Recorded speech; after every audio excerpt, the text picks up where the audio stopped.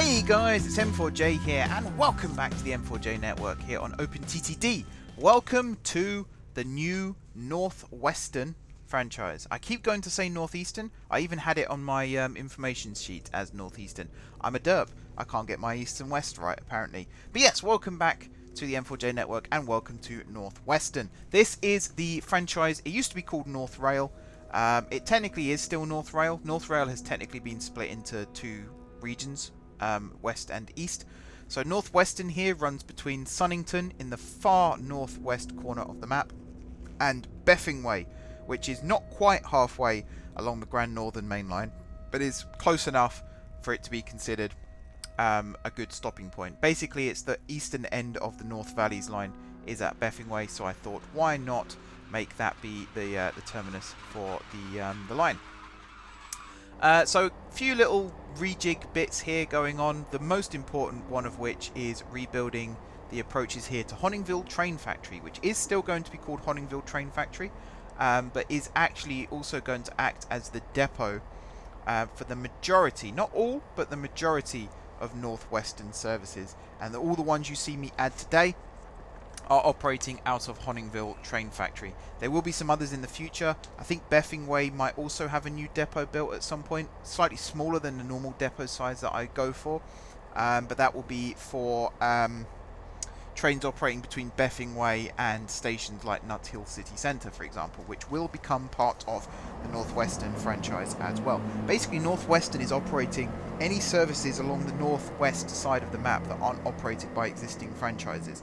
So, for example, I have a service here that runs between Honningville and Gronnville West via the North Valleys line and the Country Western line.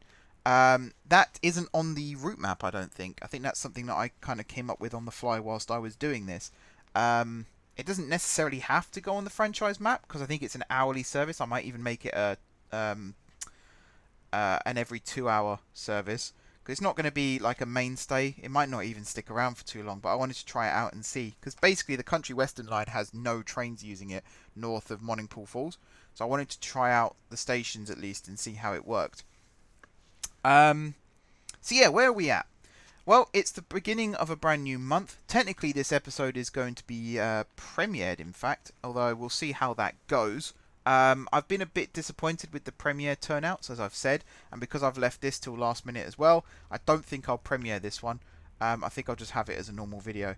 And because of the new announcement that took place over the weekend, it was weekend, wasn't it? It was Saturday. Crikey, that was almost a week ago. Wow.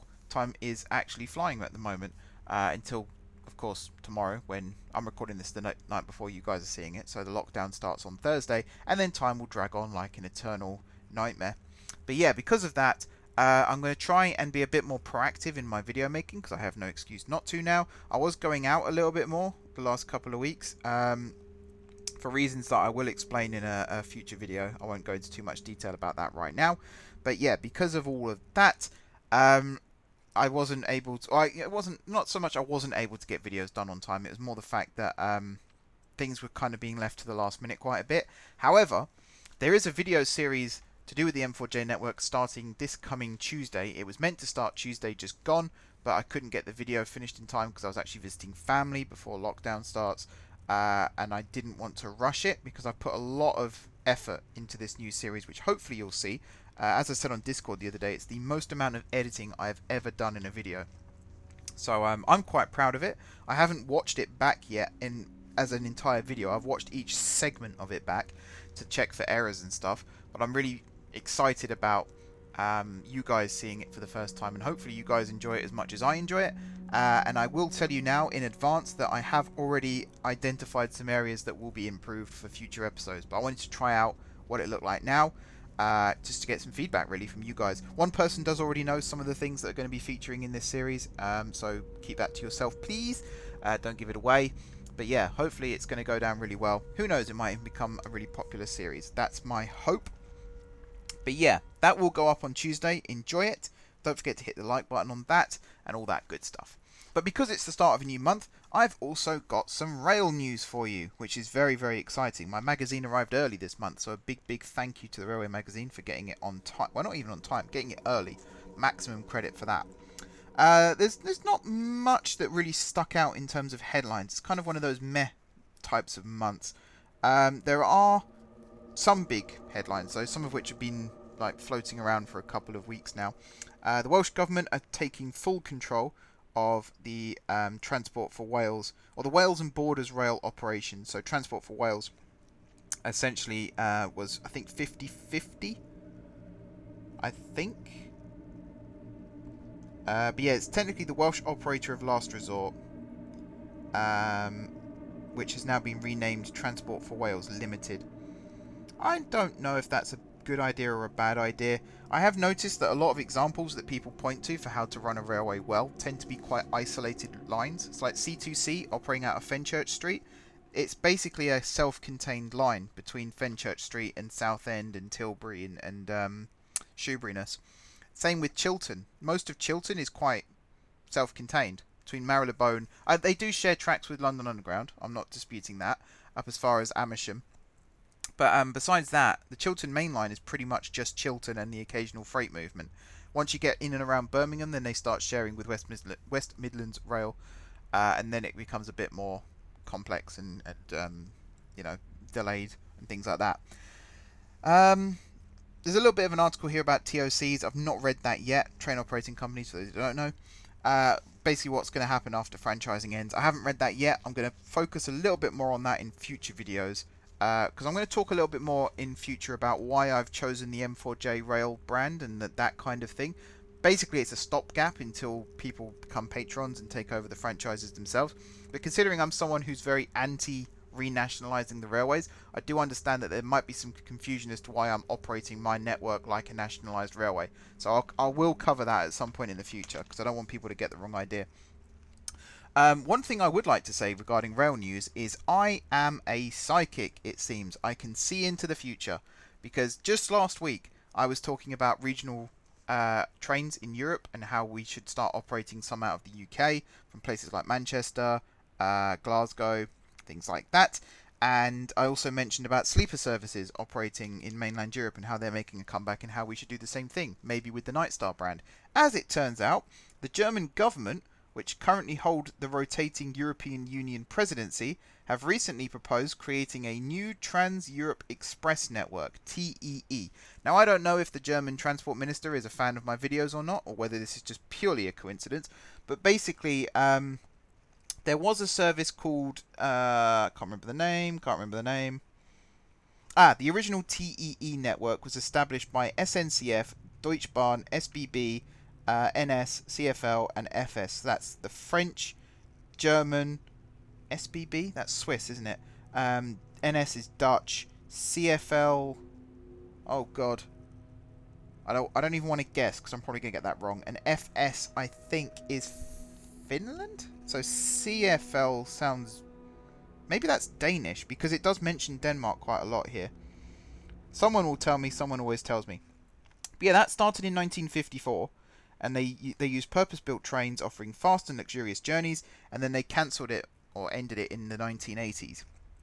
They're now talking about bringing it back, and it'll either replace or it'll run alongside the Eurocity network that's currently running. But some of the services are actually quite good, or they're always good, but you know what I mean. Like, they look quite promising. Amsterdam to Paris, Paris to Barcelona. That's going to be reformed to a through service from the Netherlands to Spain. That, for me, that's the spine of Central Europe, basically, covered by that service. That, to me, sounds like a no-brainer. There's also Brussels to Berlin to Warsaw as a single service. Rome via Zurich and Frankfurt to Amsterdam. Barcelona via Lyon and Frankfurt to Berlin. Again, the spine of Central Europe, nicely covered there. There's also talk about... let me try that sentence again. There's also talk about new infrastructure that's currently being built and planned, being brought into use. So the Brenner-based tunnel, which links Austria and Italy, the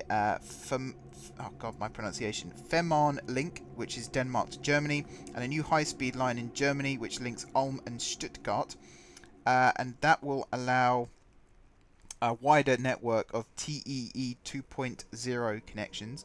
There's also daytime services from Stockholm and Copenhagen to both Paris and Munich on offer, plus Rome to Berlin and Paris to Budapest. And then for overnight services, they're mentioning things such as Paris to Warsaw, Berlin to Rome or Frankfurt. Berlin to Rome or Frankfurt to Barcelona. Unlikely before 2025, but could perhaps still happen. And then longer term, there'll be sleeper trains between Denmark and Germany, which will allow connections onto mainland Europe. And Stockholm to Paris or Amsterdam, and Stockholm to Vienna is also proposed. I think, again, Central Europe. It's all about Central Europe. I've got nothing against Western and Eastern Europe, by the way. I'd like to see those added in the future. But France, Germany, Switzerland, Netherlands, Belgium, they're all kind of like the economic powerhouse of Europe right now. There are other emerging countries, I'm not disputing that. But for me, it's kind of a no-brainer to link those up better. And it's taking on budget airlines head-to-head, really. And I think rail will win, because rail is a much better option. And they also mentioned several new international overnight services are due to begin operating from December this year. That might be postponed slightly because of what's happened in the last few weeks. But it's an extension of the Nightjet services by Austrian Railways, OBB. And I'm probably pronouncing that wrong as well. How do you pronounce O with an umlaut above it? Is it still O or is it I don't actually know. That's the thing. I've never learnt German, so I'm aware of the umlaut and I'm aware of sort of what it does. But yeah, if someone speaks German, or is Austrian a language or is it German? See, I'm so naive when it comes to European culture. I need to kind of get out and explore more clearly. But yeah, I think it's really eerie that I mentioned that last week, and this week it's kind of being suggested. There is also a thing, it looks like High Speed 2 Phase 2B, which is the link between Birmingham and Manchester in the northwest. It looks like that side of things is going to get the go-ahead still, but the northeast leg is currently in doubt. I'm not that against the northeast leg being cancelled, because that's kind of the one that I had a problem with in the first place, because you've got a line to Leeds, a line to Sheffield, a line to Nottingham, a line to Totton, a line to Derby, Leicester. Basically any town with more than 6 people in it, they want a link to High Speed 2. And that's kind of the point I made a while ago about if you add so many junctions, you end up slowing the trains down to the point that it's not even high speed rail anymore, it's just rail. So I think, because I mentioned it last week, Glasgow, Manchester, Birmingham, linking those to mainland Europe, I'm actually kind of in favour of that, because Phase 2A, I guess, is the northeast side. That can always be built at a later date, as long as they leave room for it. So if they have the junction, the Y junction already built, for example, or at least planned out, and it's just a case of adding the tracks, then I don't see that being an issue. And again, like most of the economic heart of the UK is actually on the west coast anyway, you know, the west coast main line. As I said, Birmingham, Manchester, Glasgow. Glasgow is the largest city in Scotland. Even though Edinburgh is the capital, Glasgow is the largest city. Birmingham is the UK's second capital, so if anything happened to London, Parliament would move to Birmingham. So it makes a lot of sense. And I was actually doing research about Nightstar and Regional Eurostar after last week's episode. And a lot of the services that were planned were coming in from the west. So Birmingham, Manchester, Glasgow. There was a spur that went to Edinburgh, but it ran via, I think it was Carstairs, where the two lines diverge. And Swansea as well was on the list, which I think was pretty interesting. Maybe if that south link to Heathrow goes ahead, then you could find your way through to High Speed 2 from Old Oak Common. Who knows? So yeah, there's all that kind of stuff. Again, like I said, High Speed 2 is a tricky one for me still, because I'm for most of it, but against some of it, and it's the bit I'm against that I'm starting to think, you know, I'm very much on the fence right now, but I am starting to lean more towards, are we actually doing the right thing here? And I'm not entirely convinced. As I said before, I don't agree with the idea that every town should have a high-speed station, because then it's not high speed. You look at the example in France, is it TGV Picardy Station? I've probably butchered that pronunciation as well. A lot of people call it is it the Wheatfield Station or the Beatfield Station or something, because it's built out in the middle of nowhere. But it's kind of the lesser of two evils, because you can't have a station in every town, because then the trains will never reach more than like 50 miles an hour before they have to slow down again. So you kind of build a station in the middle of nowhere that serves 10 to 12 communities all in one go. Okay, you've got a bit of a drive sometimes to get there, but you cover all bases. Ebbsfleet International, for example, is like that. It's built out in the middle of nowhere, but it's got very good connections. It's Dartford. It's right next to the M2, so if you live in Kent, basically, and you live on the western end of Kent, you can use Ebbsfleet rather than having to go all the way down to Ashford. And it's right by the Thames, so if you want to get, I know that the London Resort theme park is going to be built near Ebbsfleet International, and there'll be ferry services operating from Tilbury. So eventually you'll be able to park your car in Tilbury, get the ferry across the Thames to Ebbsfleet, get on a train. So I think it's I think that's what we need to do. We shouldn't build a station necessarily in the middle of Leeds, but we should build a station just outside Leeds where you can get to it also from Sheffield and Bradford and places like that. And then you don't have to build 6 stations, you only have to build 1. But that's my opinion. I know a lot of people disagree with me. I'm not going to try and convince you. You're entitled to your opinions. But, you know, that's my 2 cents basically. So yeah, apart from that, there's a lot of infrastructure work going on. Kintore Station has reopened in Scotland between Inverness. Where did I get Inverness from? Between Aberdeen and, oh god, why is everything so hard to pronounce today? Inverurie. Is that how you say it? Inverurie. I don't know. You know when you have such confidence in yourself, and then you see a word where it's got more than 2 syllables, and you start doubting everything you ever know. That's basically me right now. So that's open, which is awesome. It's always nice to see new stations added to the map. Again, you know how long it took to reopen Kenilworth. The fact that we are still opening stations now is quite something. Class 180s that have been transferred to East Midlands Rail. They're out on test. They actually look very nice in the EMR livery, I've got to say. They look very, very, very nice. Greater Anglia changes Class 720 order. 10 car sets are dropped. So I'm assuming that means they're all going to be 5 car sets. Yeah, a further 44 5 car units are being built instead of the 22 10 car units. Now, I'm confused as to why they've done that. I'm trying to skim read this to see what's happening here.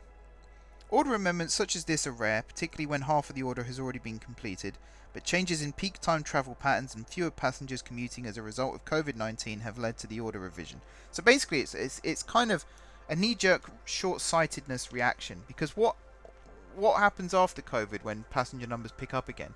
Obviously they've got the cars, there's no problem there, but the whole point of building these trains was you have a big, light, airy train that you can walk from the front to the back without having to get off the train halfway down. And now they've stopped that. And is that necessary? I don't know if it is. Because you're now going to end up with 22 5-car units sat in the depot whilst the other 22 operate the services. Or you could just have the 10-car units operate the service. Okay, they might not be fully loaded with passengers, but does that not work better for the future? I don't know. Because I don't think there's an option to re-extend them afterwards either. Because then you've got all these driving cab cars that are going to be useless. Yeah. So it says the change will allow Greater Anglia to run 10-car trains if and when passenger levels return to normal. That it sounds really short-sightedness to me. But yeah. The Arterios are out on test, the worst named train in the history of British Rail. They're out on test. I hate that name. It sounds too medical for me. I know what they were going for, but Arterio is not because it's the artery of London, basically. That's what they're trying to go for. But I just think of like a literal artery. Not archery. Artery. And it just doesn't say. It sounds too medical. It just sounds too medical. I got the Arterio to London today. They'll probably think you opened a vein or something. It just... Ugh, I don't like that kind of thing. Apologies anyone else who doesn't like that kind of thing either. Not nice. Not nice. And also the 701s. In fact, that is the 701s, isn't it? Yes. I thought the 710s were Arterios. What did I read earlier? Hang on. Hang on a second. I saw a picture of them earlier as well. Where is it? Where is it? Where is it? Oh, maybe I didn't. Nope, maybe I didn't. Okay, I think I'm going blind. Yeah, I don't like that name. I've already said it. I think it's getting crazy. Too many names. Things like Aventra. Aventra's fine because that's the model of train that Bombardier offer. And you can have different variations of the Aventra, just like you could have different variations of the Electrostar. But now every single company that comes in, particularly the new ones, I've noticed, Southwestern Rail, for example, new. Greater Anglia haven't named their trains. At least if they have, they're in-house and they're not publicly announcing it. But Southwestern Rail have done it. Not new company, but new trains. TransPennine Express have insisted on the Nova fleet, which, what does Nova mean? What's that got to do with anything? I don't know. And even I didn't used to throw them in the mix, but the Azumas as well. Azuma does mean something in relation to the train. I think it means Far East, which is, you know, East Coast Main Line. It makes sense, and it's got that Japanese kind of vibe to it, which, you know, they're Hitachi built trains, and there's a collaboration going on there. So that kind of makes sense. I'm almost willing to give them the benefit of the doubt for that one. But Arterio means nothing. And Nova doesn't really mean anything either, because you're not, when you're getting on the train from Liverpool Lime Street at 5 o'clock in the morning and you're going to Scunthorpe, you don't really care what the train's called, do you? You just want it to run on time. And they're not really doing that right now. So they're coming up with all these fancy names and marketing ploys, but right now we just want the bloody trains to run on time. I don't like it. I don't like it. I'm very strongly opinionated, I know, but I just don't like it. And with that, I am going to end the video. I was going to spend ages talking about what you're seeing on screen as well, but I think you guys can kind of work it out. The screen is a lot clearer now that I've got less screen tearing, so you can kind of see where each service is running. Basically, we've got 4 services that run on the North Valleys line between Honningville and just east of Mewood, and then they diverge. 2 go to Sunington, 1 goes to... actually, 3 go to... oh no, wait, sorry. 3, yeah, okay. There's 3 that use the North Valleys line. 2 go to Sunington, 1 goes to Gronnville West. The 4th one actually goes to Befingway, which is what you see me doing now. Then I've got 3 lots of electric trains. 2 go off the branch line at Walden Bridge Junction. The 3rd one goes to Befingway via the Grand Northern main line. And they've also got an express train as well that runs between Sunington and Befingway via the North Valleys line. So it's kind of an express and it kind of isn't. You'll see what I mean when I do like a closer look at it. But yeah, thanks for watching, guys. Don't forget to hit the like button if you enjoyed the video, and of course if you're enjoying the series, drop some comments down below. Let me know if I'm wrong with any of my pronunciations or any of my opinions. Why not get a conversation started on that? And also drop some ideas down below for future episodes as well whilst you're there. That'd be awesome too. Besides all that, if you haven't already subscribed to the channel, be sure to hit the subscribe button. If you have already subscribed to the channel, thank you guys for your continued support. See you all next week, but until then, I will see you soon.